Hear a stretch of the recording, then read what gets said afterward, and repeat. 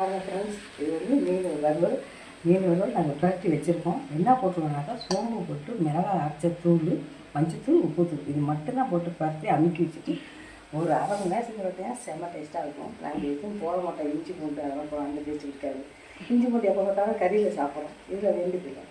அதனால் இதை நீங்கள் ட்ரை பண்ணுங்கள், சாப்பிட்டு சொல்லுங்கள், செம்ம டேஸ்ட்டாக இருக்கும். அதுமாதிரி இப்போ மீன் வறுத்தலாம். இந்த மாதிரி கட்டி நல்லா ஊற வச்சுட்டு நல்லா ஊறி போயிருக்கு.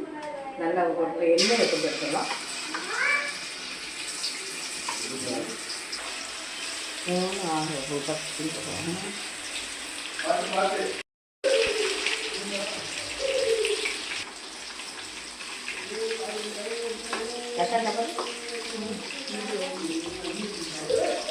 ஓகேவா?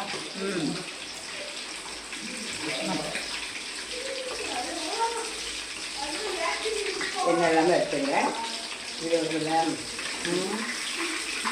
என்னாச்சுனாக்கா உங்களுக்கு எண்ணெய் கொஞ்சம் எரிசத்தில் ஊற்றி நீங்கள் இந்த மாதிரி எடுத்தீங்கன்னாக்கா எண்ணெய் இழுக்காது.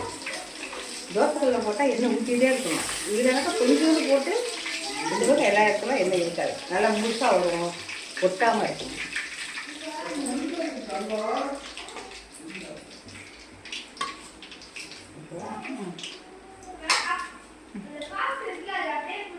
டெக்கரேஷன் வாங்க எல்லோரும் சாப்பிட.